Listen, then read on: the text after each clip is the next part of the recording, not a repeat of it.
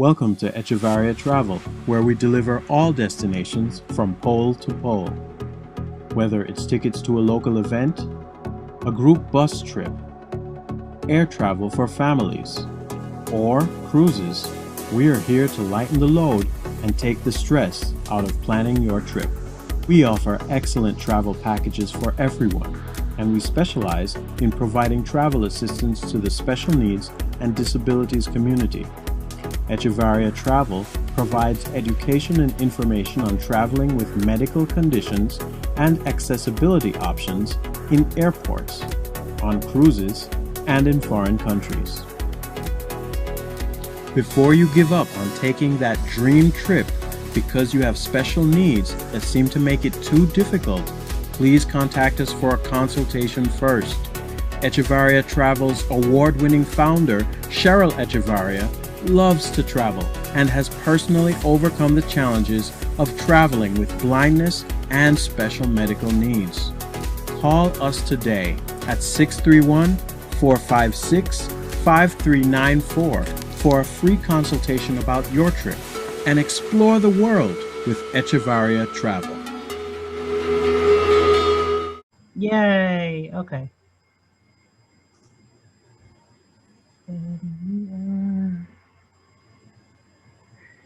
All right.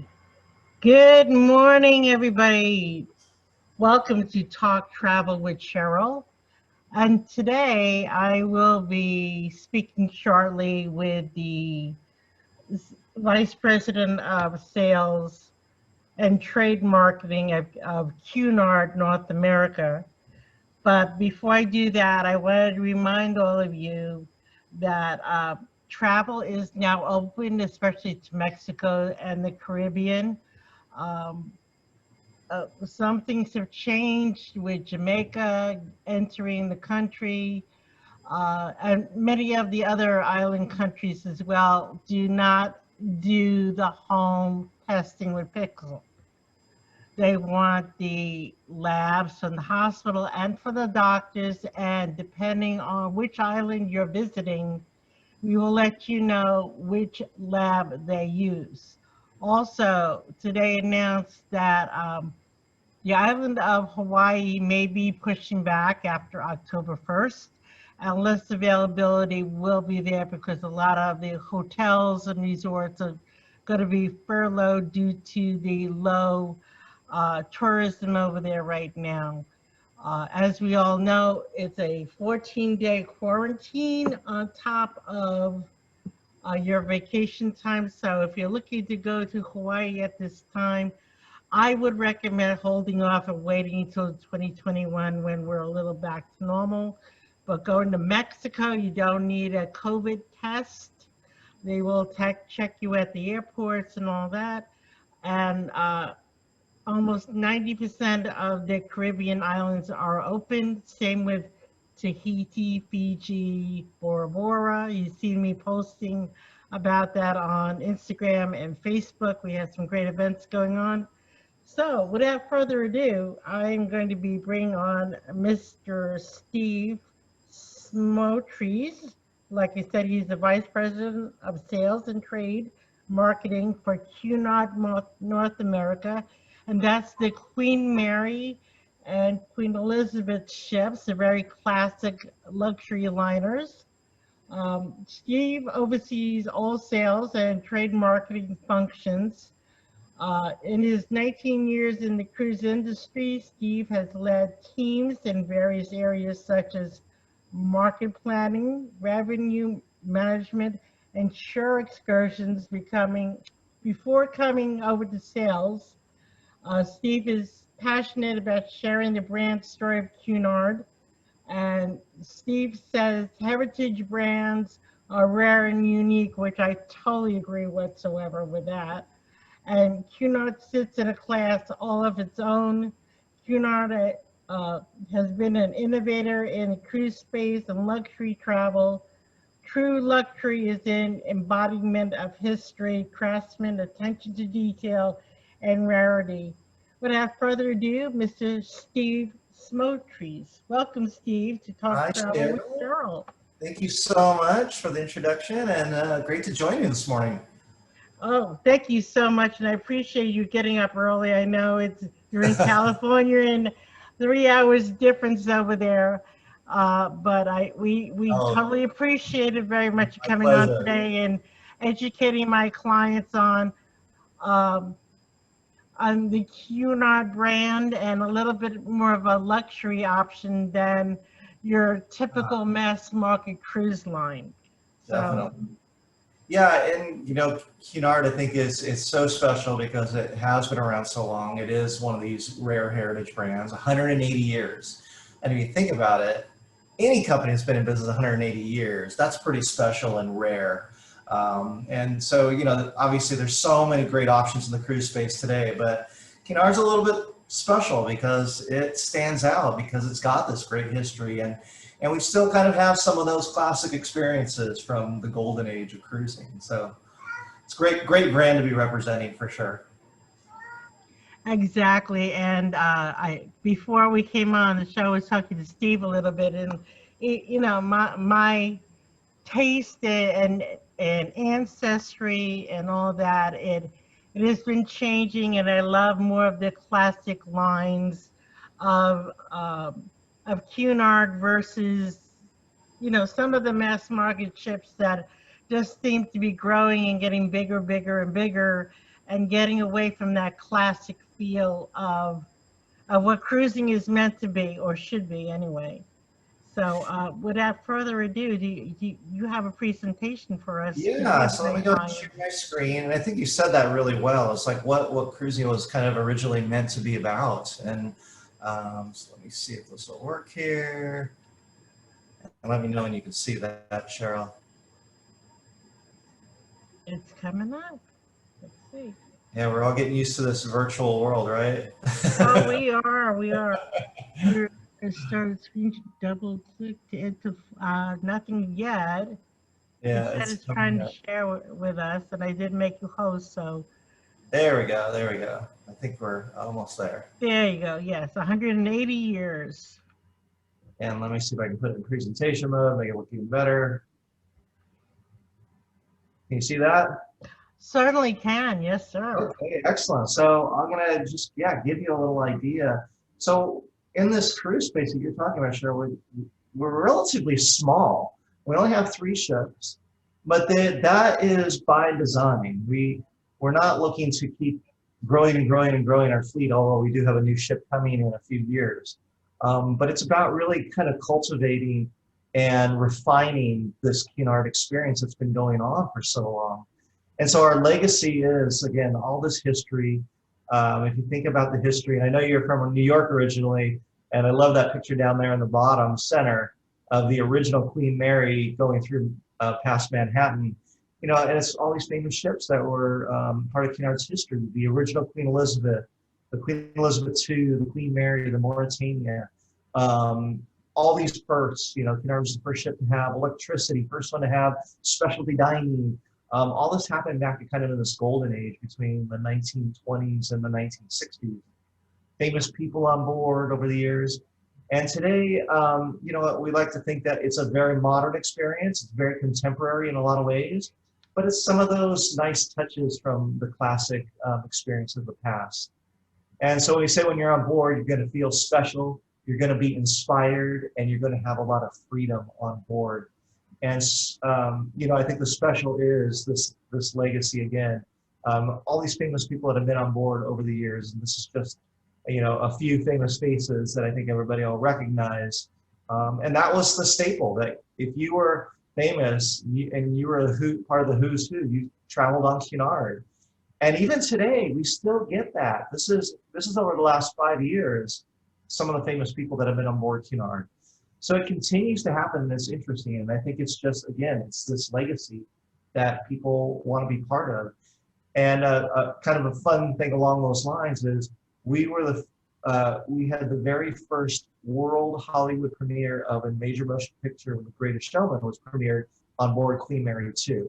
And we had all the One of stars. my favorite movies. I It's love a great movie, isn't it? Oh, I love it. And we had all the stars. Hugh Jackman was on, and Zac Efron and Rebecca Ferguson. All of them were on board, and it was like a real red carpet premiere. It was really, really special to have on one of our ships. Now, one of the other staples of Cunard is our service. We call it White Star service. And this is always fun because you can weave in the history of Cunard. So did you know, Cheryl, that you know what White Star is? The name White Star. No, but I know a little bit of the history of it. But Yeah, so White Star was the cruise line of the Titanic. Mhm. And so after the Titanic went down, as you can imagine, that wasn't great for business. And so Cunard actually absorbed White Star, and the only thing they kept was the service level, because they felt like White Star symbolized that great high-end luxury service. And so we continue that today. Our service is called White Star. We've got a White Star Academy that everybody goes through on board the ships, and even our customer service team. And again, I think that's one of the things that really makes it special. It's things like white glove, white tablecloth, afternoon tea, which is, you know, just kind of an example of that White Star service. Yeah, and then Cheryl, I think the other thing that people really think of Cunard about is the getting dressed up part of it. And we don't call our formal nights, we call them gala ball nights, because it is really a ball, a themed ball. Like one night it's a masquerade ball, one night it's a Roaring 20s night. And actually the pictures on the top left, the bottom right, and the bottom left are all pictures I took when I was on board Queen Victoria during the black and white ball and also the Roaring 20s night. So it gives you a little taste of kind of what those gala balls are like, and they're a lot of fun. Mm. So and then, you know, another thing I think is special and different about Cunard is our theaters and our performances. Most of our performers on board are classically trained. They come from like schools like the Juilliard School, and our theaters are really, as you can see in this picture, really, really beautiful. We even have like what we call royal boxes that you can rent for a really special experience of having one of those boxes to enjoy the performances in. It's like you're at the Royal Albert Hall in the UK. Exactly. That's a perfect example of what these theaters are like. You know, and then another thing I think is really special about Cunard, I think there's more and more cruise lines doing this, but having lectures on board. And so we call them the Cunard Insights lectures. And on every single Cunard sailing, you're going to have 4 to 6 lectures on board. And this was probably the first time I went on Cunard. This is probably what surprised me the most. First of all, it's so popular. It's standing room only. I think you see that top right picture. There's not a seat left in the house. Actually, people are always standing in the back of the theater because it's so popular. And these talks, these lectures are so interesting because they're all experts in their field. They're really dynamic speakers. And, you know, think of it like a TED Talk almost. But they're a little bit longer. They're probably like 45 minutes to an hour. But this is really, really popular part of the Cunard experience as well. Now, another thing that's become very, very popular is what we call special event sailings. And this is just an extra layer of entertainment. It doesn't replace anything that we normally do on board. And they're just themed sailings. And so some examples here, we do a National Symphony Orchestra where we have Anthony Inglis, who's a very famous conductor, comes on board, and he has this huge orchestra. We have Literature Festival. We've partnered with Ancestry.com to do a genealogy cruise. And I think genealogy has become a very popular hobby, especially through all of this, everybody being stuck at home. I think it's become that much more popular. I know, I'm very much involved in that myself. Have you done the tests and all of that and the research? I haven't done the test, but I definitely do because I'm missing some family and I really need to find where they are because they're not coming up, but definitely want to get more of that. Yeah, I started doing it as well. When we started this partnership, I decided to do my test, and it's fascinating. And so they've got genealogists that come on board this sailing and help you kind of trace your ancestry, which is, I think, something that everybody can relate to in a different way. So again, these are really fun and something different that we do on board. And when I talk about Cunard, I always think about that it's a small ship feel, but it has all the large ship options that you could ask for. So, you know, we have one of the largest passenger to space ratios in the industry, so you never feel crowded. But in the luxury space, most of the ship experiences are small. So we're a little different there, but we think we have a huge advantage there because there's so much to do on board. There's something for everybody to do, and there's something to do throughout the day. So we really love that we kind of carved out this little niche for ourselves that's different and unique in the luxury space. I also like to mention, because I have friends that are into ballroom dancing, and Cunard has traditional ballroom dancing on the ships, from That's right. instructors and dancing nights, and even some we're talking with different dance schools to do a cruise for ballroom. So that's a great idea. We do have the largest dance floors at sea, the largest ballrooms at sea, and we have a live orchestra every single night. And I'll tell you, those dance floors are pretty crowded just about every single night. So you know, and it's more, again, it's definitely that kind of ballroom dance experience. We do have a nightclub where if you want something a little bit more contemporary, we have a live band there that plays more modern music. So again, we have a little something for everybody. Now, Cheryl, I did want to touch on the dress, because I think people get confused about the dress on Cunard, and I think the expectation is, oh, I got to get dressed up every single night. And our gala balls, yeah, we do see most people get dressed up, but on, like, let's say a 7-day sailing, you're only going to have 3 formal nights. And so those are the big nights where everybody gets dressed up.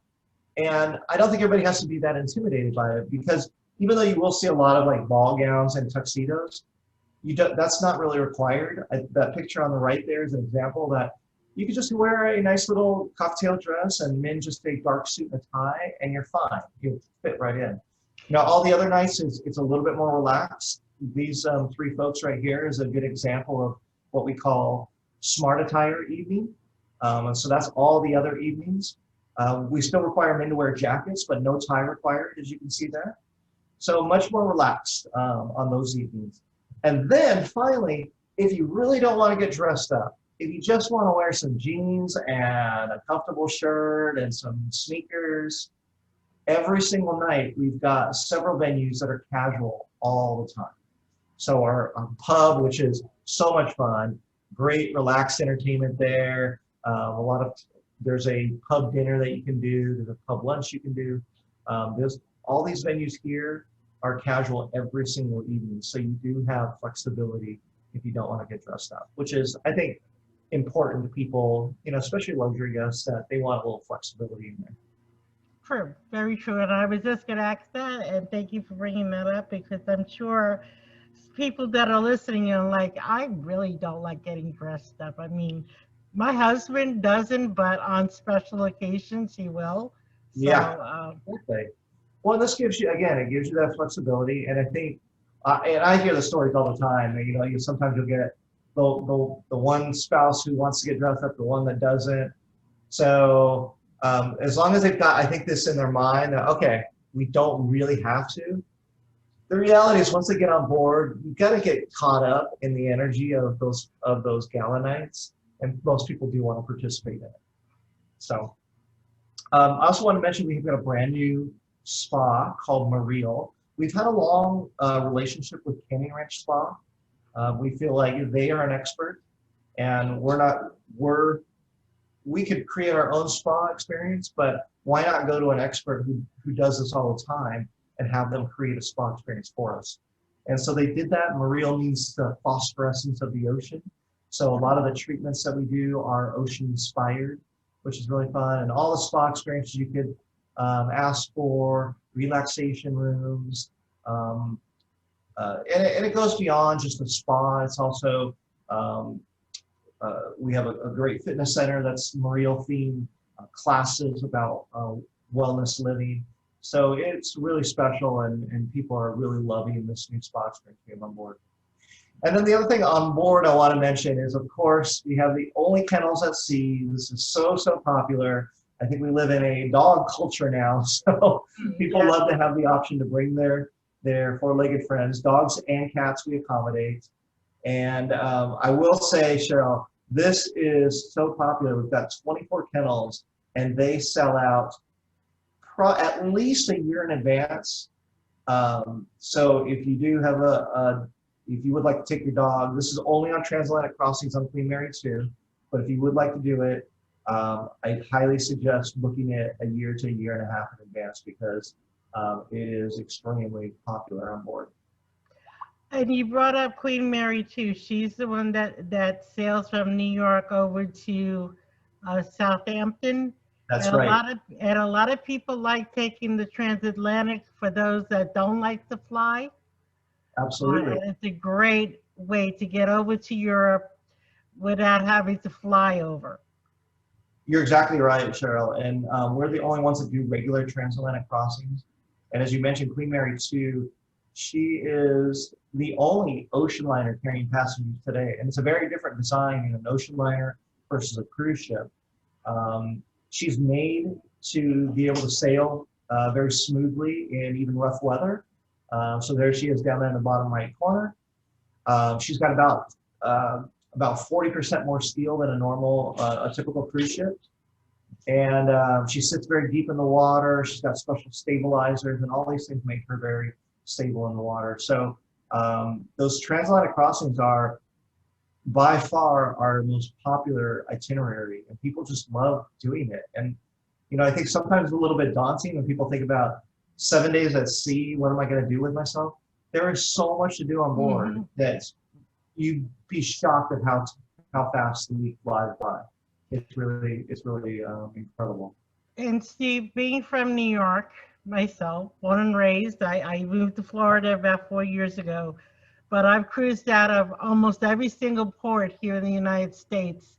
And it still gets me when you cruise out of either Port of New York or over by Brooklyn, where the Queen Mary sails from, Right. and you go by the Statue of Liberty in Ellis Island, and you get that in your heart and in your throat, and you just get that feeling that my great-grandparents came through here, and it's a different feeling than any other cruise port in the world when you're cruising out of the United States, past Ellis Island, past Statue of Liberty, going underneath the Verrazano Narrows Bridge, over into the ocean. It is the most, I can't explain the feeling, but it's just such a wonderful feeling when you cruise past all of that. Cheryl, you said that so wonderfully, because I had the same experience. I did my very first, and I've been in the cruise industry about 20 years, so I've been on a lot of different cruise experiences. When I did my first Cunard sailing, it was a transatlantic crossing. It was from Southampton to New York. And you're talking about leaving, which is spectacular. And so my first experience was the arrival into New York. And similarly, the whole transatlantic crossing, I definitely had that same feeling of like going in my ancestors' footsteps. Cunard ships played a huge role in the immigration to North America. 1 of every 5 people who immigrated by ship did so on a Cunard ship. So there is that connection already. But again, it's, as you said, going into your ancestors' footsteps, and you really feel it. It's very, very powerful. So let me also share about some of our other destinations, and I'm just going to go through some of these real quick, just so you can get a little bit of idea. We really sail all over the world. Obviously, through all of this, what ports are going to be open in the coming 6 months to a year is up in the air. But we really do sail all over the world. We do have one of the most diverse offerings of European itineraries. So I think that's a really great option for people who want to do a European cruise.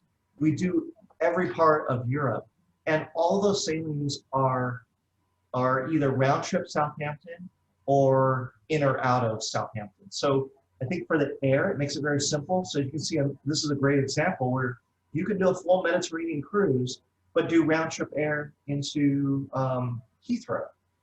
So makes it very simple on the planning side. And I think especially with everything that's been going on with COVID, I think once we're sailing again, people probably feel a little bit more comfortable just flying in and out of England rather than different ports and not knowing what airports are going to be different and things like that. So here's an example of Mediterranean. We've got a great Italy and Croatia itinerary right here. Iceland's become a very popular destination. Well, we stop at 3 different ports in Iceland, again, out of Southampton. Norway is a huge itinerary for us. We go up into, all 3 of our ships go up into the Norwegian Fjords. We even do the Northern Lights in the fall, which is really special. We even have, Cheryl, I think this could be very interesting to people who are nervous about, as you mentioned, flying. You can do a transatlantic crossing in Queen Mary 2 and then continue on doing up into Norway and then sail right back on Queen Mary 2. So if you're in New York or, you don't even have to get on an airplane. So that's a great option to still get over to Europe without having to get on a plane or maybe do a small flight up to New York. Either that or just drive. It's a less, I mean, the way Exactly. my husband drives, it's 17 hours. Right. Maybe a day or two driving up straight up I-95 into New York, and it's literally I-95 is on the Bell Parkway. You just get there and you. Yeah, there you go. And I think a lot of people will feel more comfortable. Hey, I can still go to Europe and not have to get on a plane and mail those long flights cooped up with people. So I think it's a great option. We've got several sailings like this actually in next year. As I mentioned, the Northern Lights, which is really a special experience. Again, another one of these round trip sailings out of New York that you can go around the holidays and see the Dutch Christmas markets. So I think that's pretty special as well. Scandinavia, I actually did this one on Queen Victoria. If you haven't done Scandinavia cruise, it's one of the best cruise experiences out there. And then 4th of July, we do this every year on Queen Mary 2, where we do this short 6-night sailing. It's one of our shortest sailings, round trip again out of New York. But we do an overnight in Boston for the 4th of July. So you can see fireworks in Boston Harbor, and that's pretty special as well. And then Canada, New England, we do great Canada, New England sailings again on Queen Mary 2, all the way up to Quebec, where we do overnights in Quebec. You can do that round trip New York, or you can do it 7-night one-way ending or beginning in Quebec. So that's a great option as well. And then we talked also about, of course, the famous Queen Mary 2 and her transatlantic crossing. So those are the just a little flavor of the onboard experience, some of the itineraries that we do. And I think that give all your clients a little taste of what the Cunard experience is all about. Well, what about the type of client? I mean, some people might be thinking, oh, it says for older people, but wasn't Cunard the first cruise line to actually have children activities on their? It does, and so interestingly, I'm glad you mentioned that. We actually have kids centers for 3 different age groups. We've got a teen center. We've got, I think from age, we actually take kids as young as 6 months, depending on the itinerary. So 6 months, and I think that goes up to age 6, and then we've got like 7 to preteens. So full kids centers, they are very subtly placed. Like you'd have to know where they are. It's not like they're like, oh, they're out in front, like right next to one of our public spaces. So we did that kind of strategically as well. But we also do kids care, as I mentioned, kids as young as 6 months in the evening. So if parents want to go and have their experience in the Gala ball, they can do that, and their kids are being taken care of, and they don't have to worry about that. So yeah, we definitely have, again, having that large ship gives us the ability to have all these different options, as you mentioned. Let me ask you now, many of my clients have special needs, and I know Cunard is more European, and how are they with the ADA with travelers, since technically, usually if it's a European ship, they usually don't, work with the ADA. So how are you guys with special needs clients? Yes, as you mentioned, we're a British brand. However, our second largest market is North America. We source about 25% of our business here in North America. So to be compliant with all ADA requirements is very important to us as well. So we cover all the bases. We wouldn't be any different than any other North America brand in that respect. We have made sure that we are ADA compliant, not even ADA compliant, we go above and beyond that. So every space on board the ship is accessible to all guests. Thank you. And remember, when clients, when you're out there listening to this and you're planning, plan early, because with any cruise line, and I'm sure with Cunard as well, there's limited cabins and staterooms that are accessible to people with Sure. Mobility issues. So if you definitely need a mobility, whether it's scooter or wheelchair accessibility, rolling showers, step-in, those type of rooms, book them early. I always remind my clients to book early anyway, and plan your trip. Your trip is a luxury. No matter Absolutely. when you're traveling, no matter how many days you're doing, a travel experience you don't do every day. People want to do it every day, but the best part of traveling is planning it out and getting excited from week to week and month to month. And Echeverria Travel tries to make that happen for you, as well as my travel partners like Cunard. Completely agree with you, Cheryl, and especially for us, we are actually paused until next April. That's the first time we will be sailing. We decided to go a little bit further out for kind of one of the reasons you're saying. We do source a little bit older. We actually get a very large cross section of different age groups on board, because I think a lot of younger people do like kind of that, like the ball experience and all of that. So we do get, but we do, since we do get a majority of our guests are a little bit older, we decided, you know what, we're going to wait, see how all this evolves on board in terms of, you know, testing and social distancing and everything like that. So we decided to wait until April. We're very confident by that time we will be sailing for sure. So so you will have to plan a little bit in advance to sail on Cunard, but rest assured, Cunard's been through world wars and past pandemics, and we're going to be back in the water again. Well, soon, 180 years to be in business and to survive in this day and age is important. And you have the name to carry you, as well as, and I'm not sure if people realize, Carnival Corporation owns also Cunard. They're the parent company, just like Princess and Holland America. So you got a good umbrella there of a company that you're under. And to that point, one of our brands, Costa, which is an Italian brand, as you know, they just started sailing this week. So they're our first brand actually to get out there into the water again. And obviously that's all just guests just out of Europe, because North Americans still aren't allowed to go to Europe. But that's at least getting us some intel about what's working on board and what's not working on board. We've taken a lot of precautions to really make sure our guests are safe. It's always going to be our first priority. And the Cunard experience on board is so special. We don't want to lose the integrity of that experience because of the new things that we have to do on board. So that's another reason we kind of pause a little bit longer, because we want to make sure that when our guests are back on board, that they're getting the full Cunard experience, but they're also completely safe. But you are taking bookings. If I was to book something for 2021, we can do that for our clients. We are. We're saying starting in April, all three of our ships are going to be sailing, and we are going to be full steam ahead at that point. Now, you hinted a little bit to a fourth ship coming out. Is she going to be replacing another ship, or she's going to be adding to the family? She's just going to be adding to the family, actually. So it'll be our first new ship, or our first ship, new ship in, I think she'll probably be arriving in 2023. She was originally supposed to come in 2022, but obviously with everything that's been put on, delayed and pushed back and postponed, so 2023.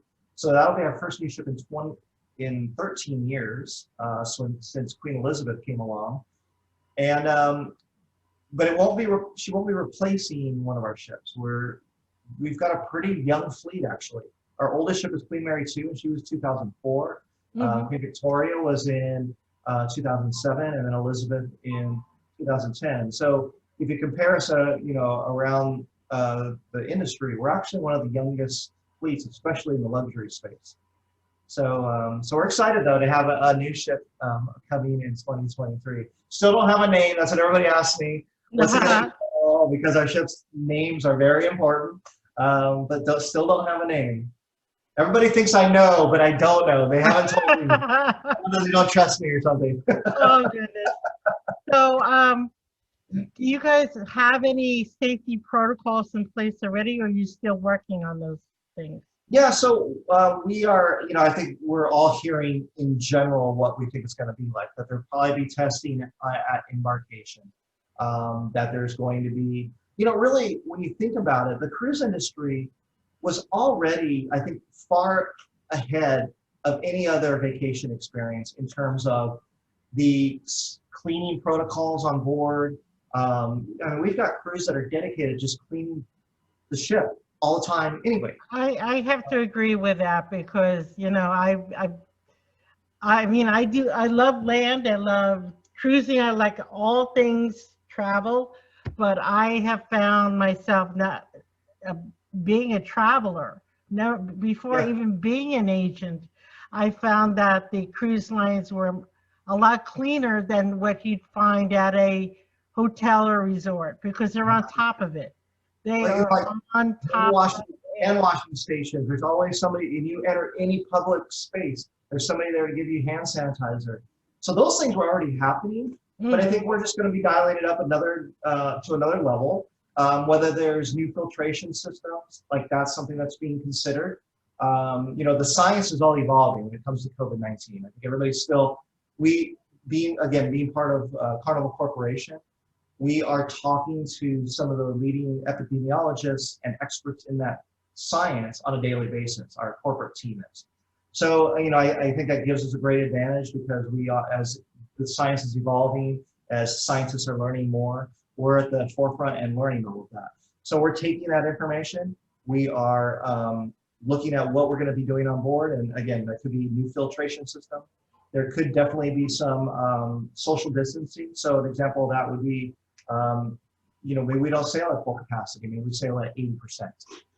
Maybe we do more production shows where you space people out and they're not sitting so close to each other. So there's a lot of different ways that we're thinking about it. And then we're still waiting for the CDC. They're ultimately the CDC, World Health Organization, all these different health organizations. We're waiting for their guidance of what they require. And whatever it is, I think we are determined at Carnival Corporation to exceed that. Whatever this is the requirement. Well, we want to do above and beyond because again, the safety of the guests, their well-being is our number one priority.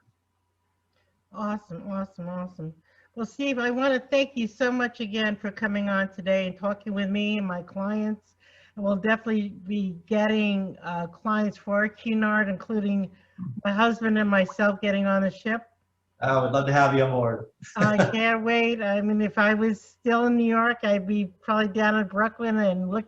Is she ported in New York or no right now? No, they're actually all three ships are in England right now. So we've got them all. I was gonna say during the holiday, go down and see the ships. But unfortunately, we won't be there in the holidays. But next year she'll be in and out of New York. That is one of her home ports, though. They're in Brooklyn and Red Hook, and it's a great port because you get that great view of Manhattan from the ship once you've docked. Any of your home ports here in Florida? We don't have any home ports, but we do when we do our world cruise. Our ships do stop in Cape Canaveral and Fort Lauderdale when they sail around. So we do have opportunities sometimes when we do. You can come and tour the ship and see the ship. So. And we'll let you guys know out there, especially our clients here in Central Florida. And remember, Echeverria Travel has been servicing all U.S. citizens since 2008, and especially our veterans, our baby boomers, our families of multi-generational families that love to travel. So remember that when you're listening to Echeverria Travel, we're not just here in Central Florida. We service all clients from coast to coast. And when these ships are coming in, I probably will know way ahead of time and say, hey, head up to X, Y, and Z spot, and you can see these gorgeous ships because they are the classic line. They are the original, the way the cruise line industry started out, and still classic lines, the way a cruise ship, in my mind anyway, looks and historically look as well. I think there's only one other cruise line that looks similar, and that's Disney. But again, they're two different companies. They're two different brands. Two different experiences, for sure.